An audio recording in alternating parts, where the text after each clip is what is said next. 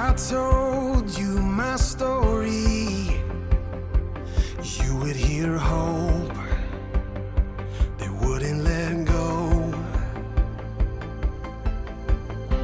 And if I told you my story, you would hear love that never gave up. And if I told you my story, you would hear life, but it wasn't mine. If I should speak, then let it be of the grace that is greater than all my sin, of when justice was served and where mercy wins, of the kindness of Jesus that draws me in. Oh, to tell you my story is to tell of Him. Good day and welcome to the next version of Sharing Our Stories. My name is Carl Gaelic. I'm substituting for Pastor Roth, who's taking some well-earned vacation. He'll be returning next week. This is Rich. Rich and I are going to take an opportunity to listen to his story on how I discovered God was working behind the scenes when. I discovered God was working behind the scenes when. This one will particular kind of focus on employment and yeah. first job. So, Rich, you Okay. discovered God was working behind the scenes when? I can't wait to hear. Well, I have a couple stories. Okay. The first story was first job. Background. I was about 15 years old, and I had fallen in love. And falling in love with a young woman means you need money to take her to the movies and things like this. So I needed some kind of source of income. 15. You didn't have a driver's license yet. Correct. Okay. But I had an older brother who drove. Okay. And I kept talking him into double dating and stuff. So, Okay. So I needed money though to pay the way, and I started looking around for jobs. And this was a little town, and there really weren't any. And my stepbrother happened to work for an organization which was a fox farm. And A fox farm. Fox farm. They Raised raised foxes. foxes I never heard to of kill such a them thing. for their pelts. Never heard of such a thing. Okay. Okay. Well, so there, this fox farm had what I would say a side part. As the fox interest in fox furs waned, they went into supplying food to mink ranchers all through the state of Wisconsin. That's where this happened. Okay. Okay, so my stepbrother heard that they were in need of people to come and work to make the mink food. All right, Make the mink food. make the food for the mink. So what we did was I got a job there because of my connections. Yeah. But what the job entailed was unloading railroad cars with anywhere from 50 to 150 pounds of frozen something or other.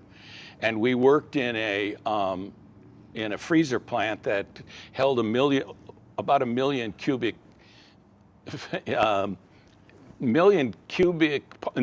pounds of food for mink. It was stored, and then we would redistribute it from there. Well, so it was a good job because in the sense that I was lifting a lot of stuff, and I was a football player, and it was a nice summer kind of occupation. Just as an aside, I've never heard of a fox farm, but I get it. What do they eat? Okay, well, Or is that a part of the story for later? No, that's right on, Carl. Okay. You're perfect. So what we did was we would get barrels from slaughterhouses of all the stuff that the slaughterhouse couldn't sell. So Okay. it was intestines and Oh, it, right. it was unborn fetuses and all that kind of stuff. I asked. And they would bring that to us, and we would dump out the barrels of that stuff on a pile and then throw this stuff into a grinder. And it ground up the Everything materials, else. and we would box it. And then it would go in, and we'd put it in the freezer to freeze.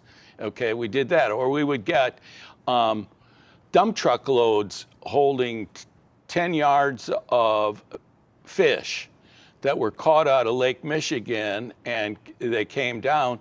They drove them down in the summer, and they got pretty ripe, but we'd get those, and they dumped those out. We'd have to throw them in the grinder and stuff like Boiled that. fish, Yeah. intestines, and other Yes. leftover parts. Yes. Now, when the grinder worked and everything, stuff would fly all over because this was liquid, okay, and there was no cap on it.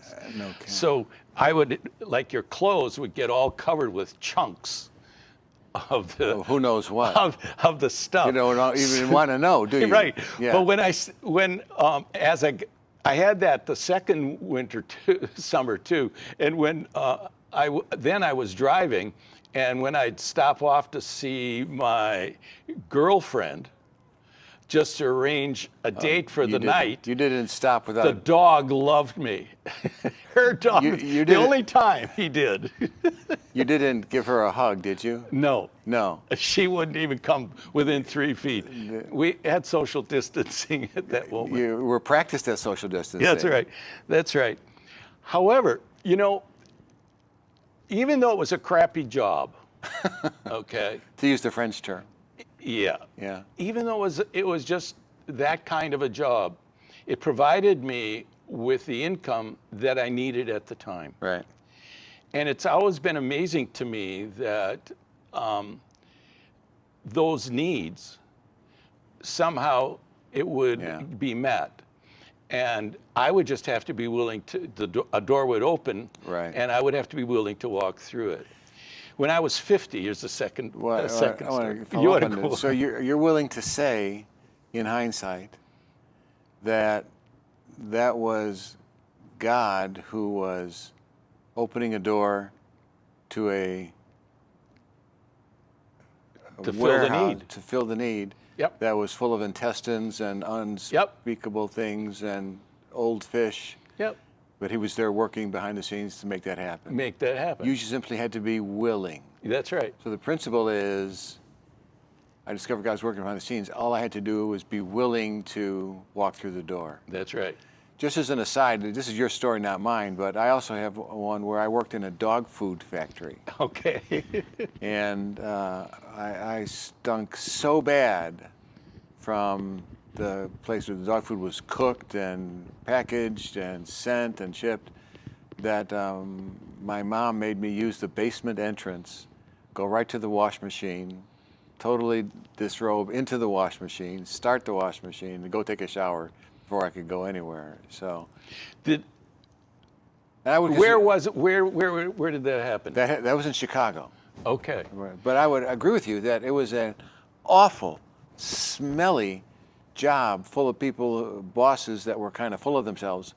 But it filled a need, and it helped supply my college tuition dollars. And, Yep. And it was a story that I could tell, but I was glad it's over. Well, I never regretted working there, Sure. and we had fun too. But at any rate, okay, there were a lot of characters living there. I have one other story, which this introduced me to environmental education. This job. The one now you're 50. No, No. this first job. Oh, this first one was environmental education. It introduced me to environmental education at the local level.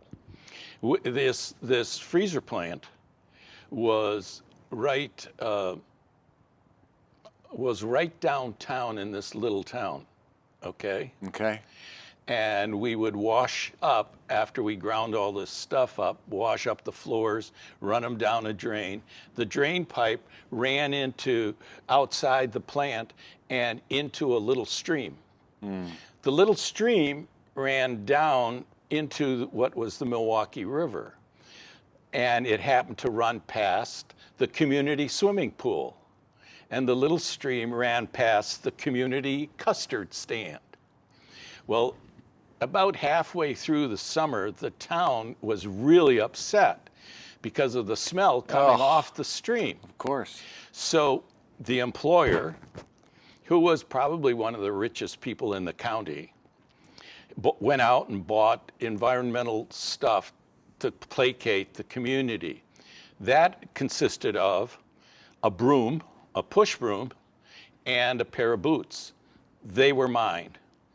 And I would wade the stream, brushing down the stream bank and moving all the offal, keep on moving it so it would get out into the current and flow farther downstream so it didn't smell up the pool and the custard stand.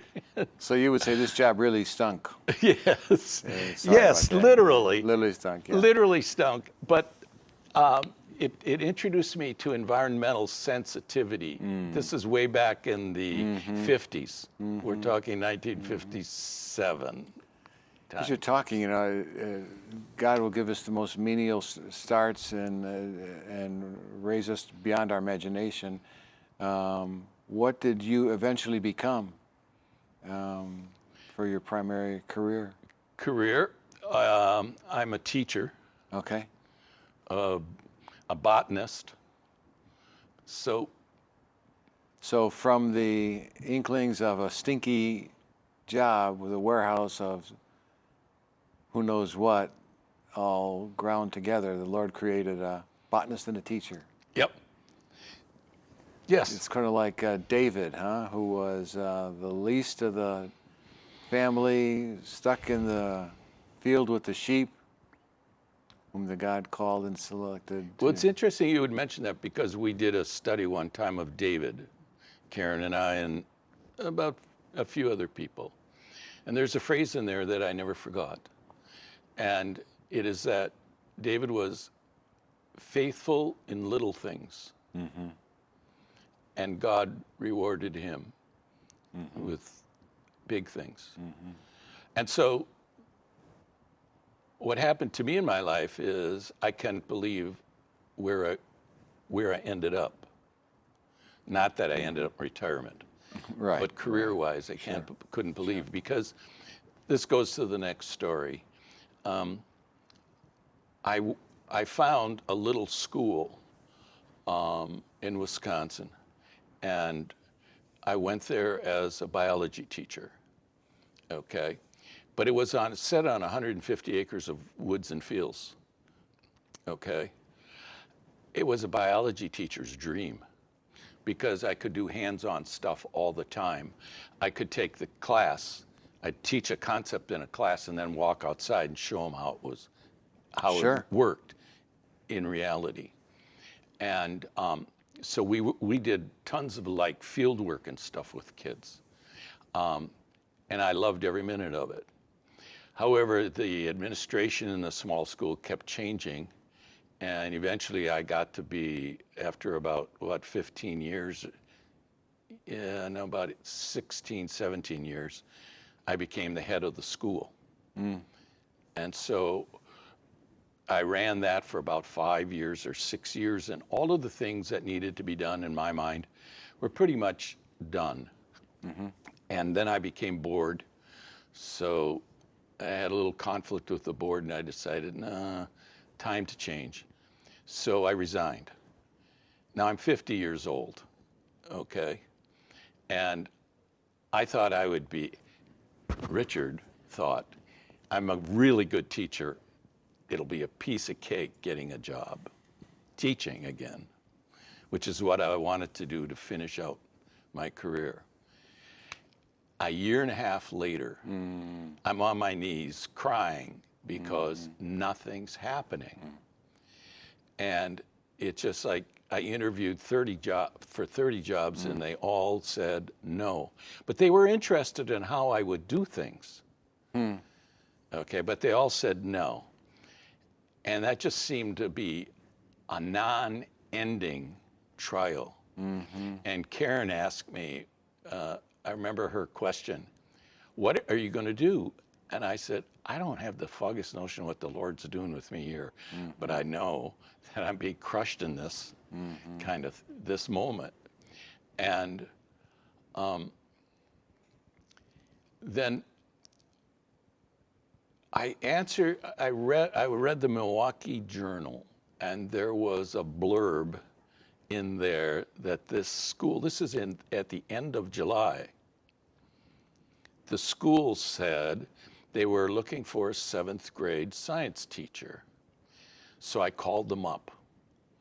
And the head of that school, the superintendent, said, "Are you the Richard Butt that taught at this school?" And I said, "Yes." And he said, "Then come in for an interview." Okay, so somehow he knew about me as a teacher that had gotten out in the community somehow, which I have no idea how that happened. And then he ended up hiring me. Okay, that was something that for us, we were I was grateful to have the job, to have the opportunity to teach for the last 15 years of my career. And it was a wonderful time. It worked out so great. But I went in it thinking, oh, I'm a piece of cake to get hired, blah, blah, blah.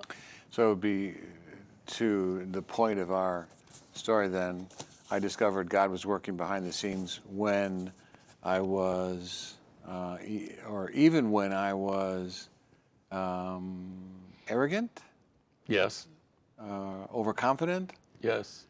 God was still working to my good, even at that point, and led me to a place where I could finish out my career in teaching.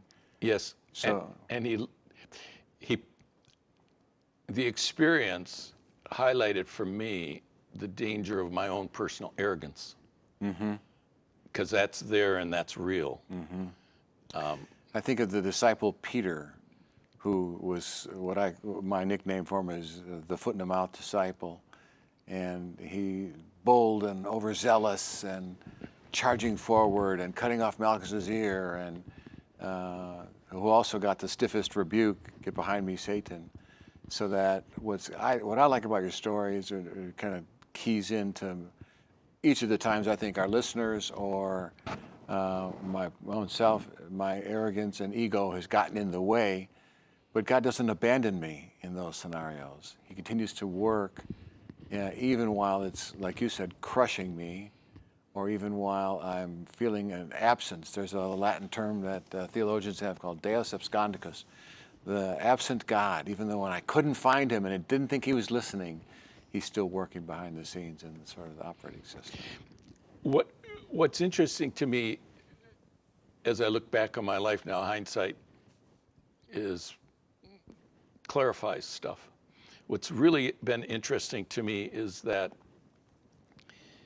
in all aspects of my life, employment isn't the only place that this has worked. In all aspects of my life, a similar pattern has developed. And it's given me just this powerful sense that God's alive, God's here right now, wherever I am. And one of the struggles that I think I had to figure out, one of the things I had to figure out was to give God time. I needed to get my crap, I know it's French word again. Yeah. Yeah. I need to get my crap out of the way long enough so I could hear. I needed to learn to rest in him. Be still and know that I am God. Yeah, I needed to do that so I could hear. And I wonder sometimes if, given the world as it is now, it's so helter-skelter. it's so chasing after things that, I sit back, Karen and I drive our car. We're going 5 miles over the speed limit, which is what I drive. But there are guys going 15 miles an hour, the speed limit, zipping past us.